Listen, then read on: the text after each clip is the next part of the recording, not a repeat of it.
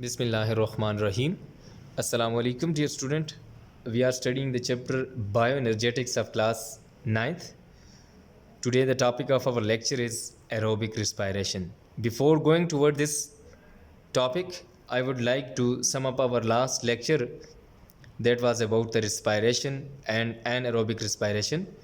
Student, in the previous lecture, we have discussed the respiration, which is defined as it is oxidation reduction process which occurs inside the living cells, during which organic food is broken down into carbon dioxide and water and energy is released. And then we have discussed the types of respiration. One is anaerobic respiration and second one was aerobic respiration, which is today our topic for lecture. Student, anaerobic respiration in which occurs in the absence of oxygen, and then we have discussed that in anaerobic respiration incomplete breakdown of organic molecules occurs, and then we have discussed that during the anaerobic respiration less amount of energy is released and it occurs in cytoplasm of the cell. And then we have discussed the two types of anaerobic respiration. One was lactic acid fermentation and second one was alcoholic fermentation. Lactic acid fermentation occurs in many organisms and also in the muscle cells of human when more energy is needed. In this, two step occurs. One is glycolysis and second one in which pyruvic acid is converted into lactic acid. And then we have discussed the alcoholic fermentation, which occurs in yeast and some bacteria. In this, the glucose molecule broken down into 2-pyruvic acid and then pyruvic acid is converted into ethanol. Student, this was all about the previous lecture. Now come towards the today lecture, which is about aerobic respiration. Aerobic respiration is the type of respiration in which large organic food molecules are completely broken down into carbon dioxide plus water in the presence of oxygen and release large amount of stored energy. ये definition है student aerobic respiration की. कहता है कि aerobic respiration हमारे पास एक respiration की type है जिसके अंदर लार्ज ऑर्गेनिक फूड मालिक्यूल्स जो होते हैं वो कम्प्लीटली ब्रोकन डाउन होते हैं. किसके अंदर? एक कार्बन डाइऑक्साइड और दूसरा जो है वो वाटर के अंदर. इन दो कंपोनेंट्स के अंदर large food molecules completely break down होता है in the presence of oxygen की मौजूदगी में and release large amount of stored energy. और इस दौरान ये लार्ज अमाउंट ऑफ एनर्जी जो है वो रिलीज़ करता है. जब हमने एनारोबिक रिस्पायरेशन को डिस्कस किया था उसमें देखा था कि incomplete break down of food होती है, कि लार्ज मालिक्यूल जो है वो इनकम्प्लीट ब्रेक डाउन करता है उस एनारोबिक रिस्पायरेशन के अंदर. उसके बाद हमने ये भी देखा कि वो एब्सेंस ऑफ ऑक्सीजन में होती है, जबकि जो एरोबिक रिस्पायरेशन है ये इन द प्रेजेंस ऑफ ऑक्सीजन होती है और उसमें एनर्जी जो है वो लेस रिलीज़ होती है, जबकि यहाँ पे large amount of energy is release. यहाँ पे इसका रिएक्शन देखते हैं. Glucose plus oxygen is converted into carbon dioxide plus water plus 36 ATP. here glucose, oxygen, and then it is converted into carbon dioxide, water and gives large amount of energy. यहाँ ये reaction है जिसके अंदर glucose oxygen की presence के अंदर break down होती है ग्लूकोज की. किसके अंदर? कार्बन डाइऑक्साइड प्लस वाटर के अंदर, और साथ एनर्जी मिलती है.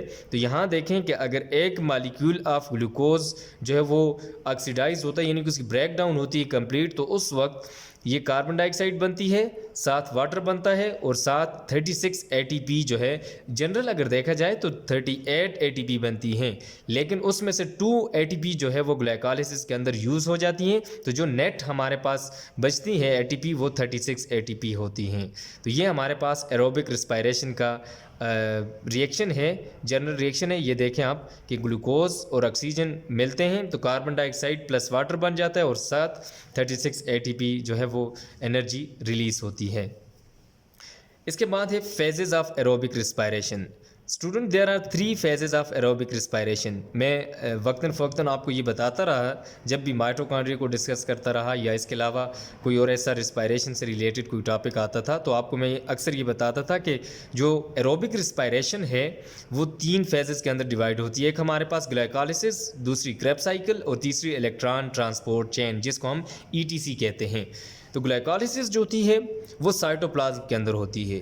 ग्लाइकोलिसिस अगर in cytoplasm, Krebs cycle occurs in mitochondria, while electron transport chain occurs in mitochondria।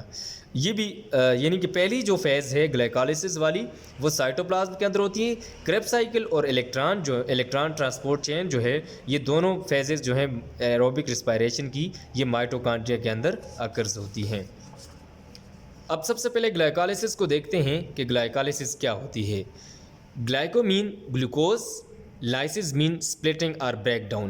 So glycolysis is the breakdown of one glucose molecule which is 6 carbon compound into 2 molecules of pyruvic acid which is 3 carbon compound। कहता है glycolysis हमारे पास एक glucose molecule की break down है जिसके अंदर एक glucose molecule 2 pyruvic acid के अंदर कन्वर्ट होता है। एक ग्लूकोज मालिक्यूल जो है वो 6 कार्बन कंपाउंड होता है और इससे 2 मालिक्यूल ज़ाहिर है जब आप 6 को डिवाइड करें 2 पे तो वो 3 उसका आंसर 3 आएगा। तो इस तरह 6 कार्बन जो हैं ये आगे 3 कार्बन कंपाउंड के अंदर कन्वर्ट हो जाएगा जिसको हम पायरुविक एसिड कहते हैं। Take place in the cytoplasm. Glycolysis cytoplasm के अंदर अकर होती है। Net gain of 2 ATP molecules, इसके अंदर जो है 2 ATP बनती हैं। इस ग्लाइकोलिसिस के अंदर नेट गेन जो होती है वो 2 ATP मालिक्यूल्स यानी कि इसके जो हमें बचत होती है ATP की वो 2 ATP मालिक्यूल्स यहाँ पे जनरेट होते हैं और बचते हैं यानी कि हमें ऑक्सीजन इज़ नॉट रिक्वायर्ड। अब देखिए ग्लाइकोलिसिस जब हमने एरोबिक रिस्पायरेशन और एन एरोबिक रिस्पायरेशन को डिफ़ाइन किया था तो हमने कहा था कि ये ब्रेक डाउन होती है और इन दोनों के अंदर जो है वो ग्लाइकोलिसिस होती है, कॉमन होती है। यानी कि ग्लाइकोलिसिस तो पिछले में भी थी लेकिन और यहाँ पे भी। तो देखें जब उसको हम डिफ़ाइन करते हैं एरोबिक रिस्पायरेशन को तो उसको हम कहते हैं it occurs in the absence of oxygen. तो देखें वो सिर्फ ग्लाइकोलिसिस तक लिमिटेड होती है जबकि एरोबिक रिस्पायरेशन आगे क्रेब्स साइकिल और इलेक्ट्रॉन ट्रांसपोर्ट तक जो है वो आगे कंटिन्यू रहती है। तो यहाँ इस ग्लाइकोलिसिस के लिए ऑक्सीजन रिक्वायर्ड नहीं होती। Oxygen is not required for the process of glycolysis. It means कि वो ये जो ग्लाइकोलिसिस तक जो रिस्पायरेशन होती है ये हमारे पास एन एरोबिक रिस्पायरेशन होती है। हाँ अगर ये जो इसके मालिक्यूल्स बनते हैं एरोबिक रिस्पायरेशन के ये अगर आगे ये ग्लाइकोलिसिस के अंदर 2 पायरुविक एसिड जो बनते हैं अगर ये क्रेब्स साइकिल की तरफ मूव करेंगे तो वो हमारे पास एरोबिक रिस्पायरेशन होगी। तो अब देखते हैं कि किस तरह ग्लाइकोलिसिस में पायरुविक एसिड बनते हैं और आगे मूव किस तरह करते हैं क्रेब्स साइकिल के लिए या इलेक्ट्रॉन ट्रांसपोर्ट चेन के लिए।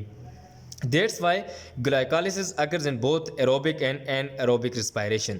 कहता है कि इसी वजह से ग्लाइकोलिसिस को जब ऑक्सीजन रिक्वायर नहीं तो उस वक्त हम ये कह सकते हैं कि ये ग्लाइकोलिसिस दोनों में अकर हो सकती है यानी कि एरोबिक रिस्पायरेशन में भी और एनारोबिक रिस्पायरेशन दोनों रिस्पायरेशन का ये पहला स्टेप होता है ग्लाइकोलिसिस। तो यहाँ देखते हैं glucose is converted into 2 molecules of pyruvic acid. देखें ये 6 कार्बन मालिक्यूल है हमारे पास, जब ये कन्वर्ट होगा तो C3H4O3 ये हमारे पास जो पायरुविक एसिड है उसका फार्मूला है।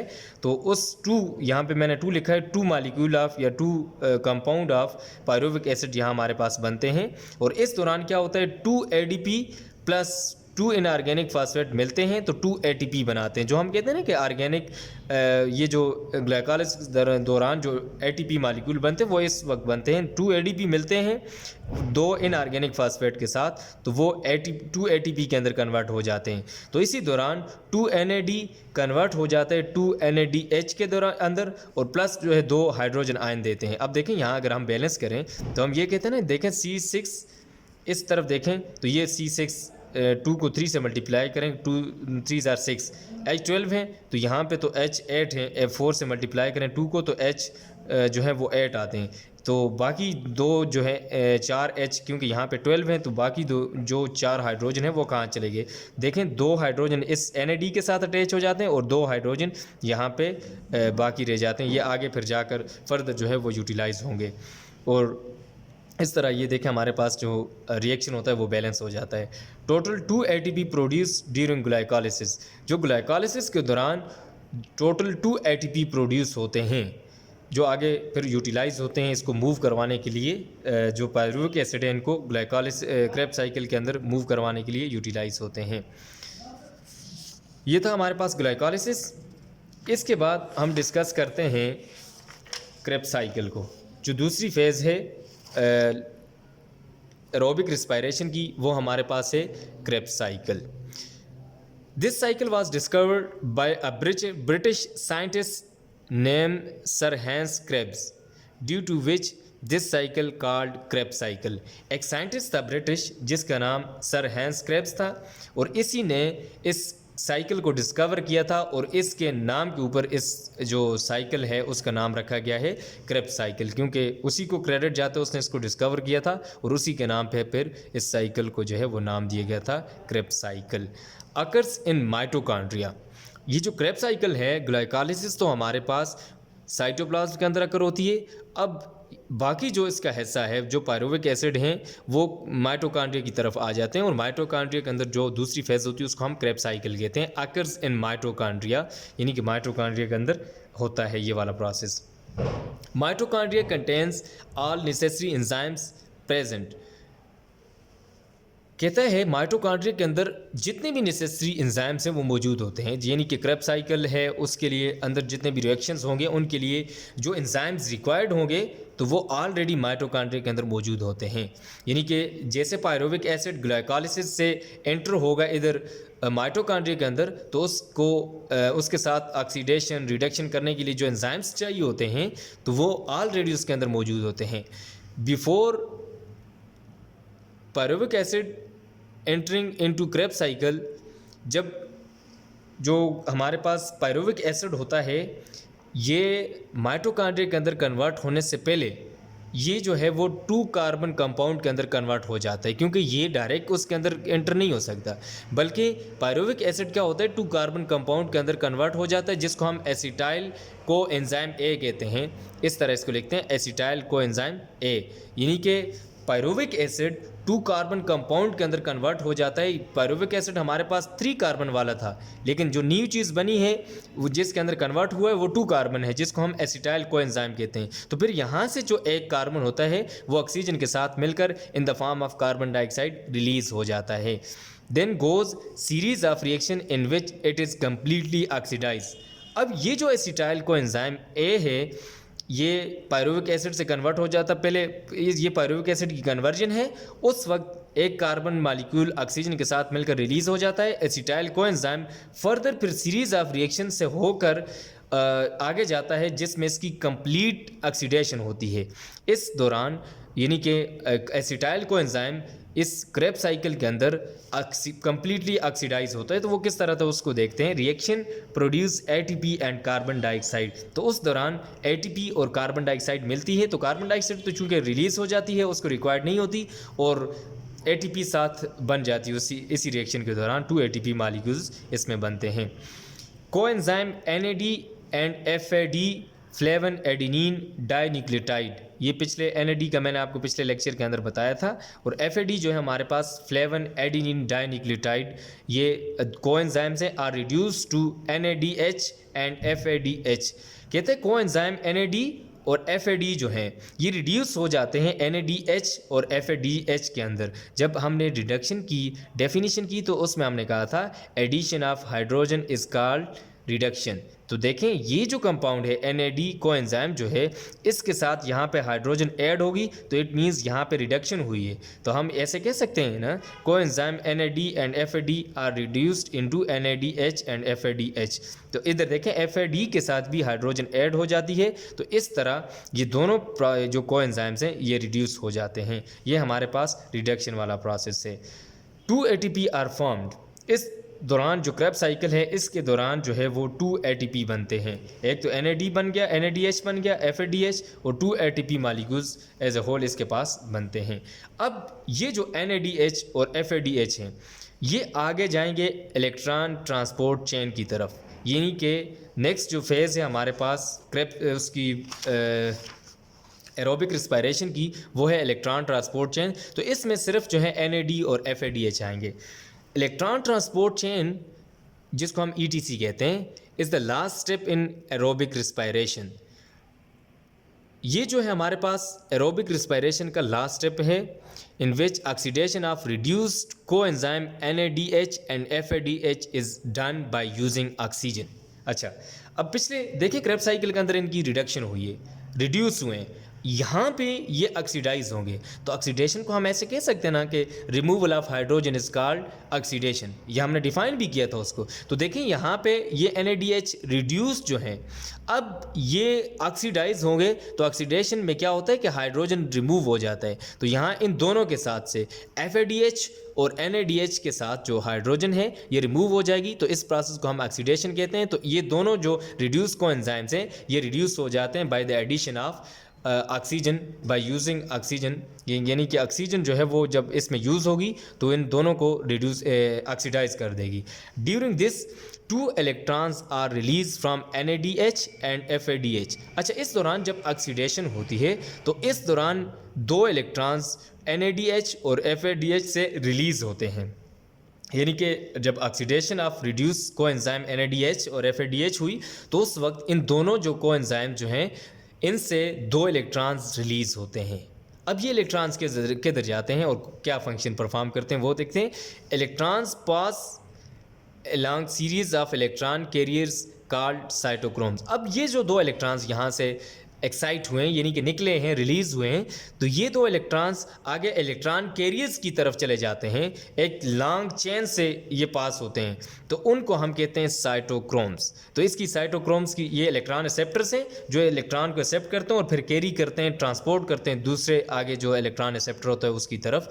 During transport one cytochrome transfer electron to the another cytochrome and during this electron lose energy। अच्छा देखें, कहता है जो ये साइटोक्रोम A है, साइटोक्रोम B है, साइटोक्रोम F है, तो ये इनकी टाइप्स हैं। तो ये इलेक्ट्रॉन्स प्राइमरी इलेक्ट्रॉन एक्सेप्टर्स, फिर सेकेंडरी इलेक्ट्रॉन एक्सेप्टर्स, ये सारे क्या करते हैं कि इलेक्ट्रॉन्स को एक्सेप्ट करते हैं फिर आगे ट्रांसफ़र कर देते हैं। तो कहते हैं जितना हाई लेवल वाला इलेक्ट्रॉन की जितनी एनर्जी ज़्यादा होगी तो उस वक्त साइटोक्रोम जो है वो उसको एक्सेप्ट करते हैं, फिर उसके बाद दूसरा लोअर वाला, फिर तीसरा, इस तरह। तो जितनी हाई एनर्जी वाला साइटोक्रोम जो होता है वो उतनी हाई एनर्जी इलेक्ट्रॉन को एक्सेप्ट करता है और फिर जब वो आगे ट्रांसफ़र करता है तो वो उसको उसमें एनर्जी रिलीज़ करता है और उसी एनर्जी को ATP फॉर्मेशन के लिए यूज़ किया जा सकता है। अच्छा देखें, साइटोक्रोम, एक जो साइटोक्रोम है उससे इलेक्ट्रॉन जब दूसरे की तरफ शिफ्ट होगा तो उस वक्त जो एनर्जी लूज़ करेगा, this energy is use to form ATP from ADP and inorganic phosphate. तो ये जो एनर्जी साइटोक्रोम एक से दूसरे की तरफ इलेक्ट्रॉन शिफ्ट होता है तो उस वक्त जो एनर्जी लूज़ होती है, वो रिलीज़ होती है, तो वो एनर्जी ATP बनाने के लिए यूज़ होती है और वो ATP ADP और इनऑर्गेनिक फास्फेट से मिलकर बनती है। At the end oxygen accept electron to form water. और लास्ट में जब इलेक्ट्रॉन्स पहुंचते हैं ऑक्सीजन के पास, ऑक्सीजन उनके साथ बाइंड, उनको एक्सेप्ट कर देती है और इस तरह वाटर बना देती है। क्योंकि इलेक्ट्रॉन्स पहले ऊपर उनसे NADH और FADH से रिलीज़ हुए थे और लास्ट यहाँ पे ऑक्सीजन हमारे पास इलेक्ट्रॉन एक्सेप्टर होती है जो उनको एक्सेप्ट करती है और इन द फॉर्म ऑफ वो साथ वाटर बना देती है। इसके बाद total energy produce in the respiration. यहाँ रिस्पायरेशन तो कंप्लीट होगी। अब देखते हैं कि कितनी एनर्जी बनती है इस रिस्पायरेशन के दौरान। जो NADH वाला मॉलिक्यूल है ये 3 जो है ATP बनाता है और FADH जो है ये हमारे पास 2 जो है मॉलिक्यूल ऑफ ATP बनाता है। कहते हैं 1 molecule of glucose into carbon dioxide plus water form 38 ATP। कहते हैं कि जब एक ग्लूकोज मालिक्यूल कम्प्लीटली ऑक्सीडाइज होता है या ब्रेक होता है कार्बन डाइऑक्साइड और वाटर के अंदर तो उस वक्त 38 ATP जो है वो फॉर्म्ड होते हैं। 2 ATP use in glycolysis and 36 ATP is the net gain of glucose, net gain of aerobic respiration from glucose. कहता है जब 36 ATP बन गई, इनमें से 2 ATP जो होती हैं वो ग्लाइकोलिसिस के अंदर यूज़ होती हैं और पीछे जो नेट गेन हमारे पास होता है वो 36 ATP होती हैं। Student, this was all about the aerobic respiration. अब मैं सम अप करने जा रहा हूँ आज का लेक्चर जो हमने डिस्कस किया. Student, today we have discuss about the aerobic respiration which occurs in the presence of oxygen. In this, complete breakdown of food occurs and release large amount of food. It occurs in three phases. One is glycolysis, in which breakdown of glucose into pyruvic acid to pyruvic acid occurs. And then we have discussed the Krebs cycle. During Krebs cycle, pyruvic acid is converted into acetyl coenzyme A, which goes a series of reactions and form 2 ATP and carbon dioxide. Carbon dioxide is releases from the mitochondria and form NADH and FADH molecules. After this, we have discussed the last step of aerobic respiration, in which oxidation of coenzyme NADH and FADH occurs. Electrons goes through electron carrier called cytochrome. There are few cytochromes: primary electron acceptor, then secondary, and then tertiary. All these accept electrons. When electron move from one cytochrome to another cytochrome, it releases energy, and this energy which releases from the cytochromes or electrons is used to form ATP from ADP and inorganic phosphate. Total ATP synthesis during the breakdown of one glucose molecule is 38 ATP, and 2 ATP is used in the glycolysis process, and net ATP which is saved for the body is 36 ATP. It is the net gain of glucose molecule. Student, ये था आज का हमारा lecture. अगर आपको कोई मसला हो तो आप मुझसे डिस्कस कर सकते हैं कमेंट बॉक्स में, या आप मुझे पर्सनल नंबर पे मैसेज करके बता सकते हैं, तो मैं उसका आपको आंसर दूंगा. आपकी जो होम असाइनमेंट है, आपने एरोबिक रेस्पिरेशन के ये जो तीनों फेजेस हैं, इनके मेन पॉइंट्स आपने ड्रा करने हैं. Student, this was all about the today lecture. अल्लाह हाफिज़.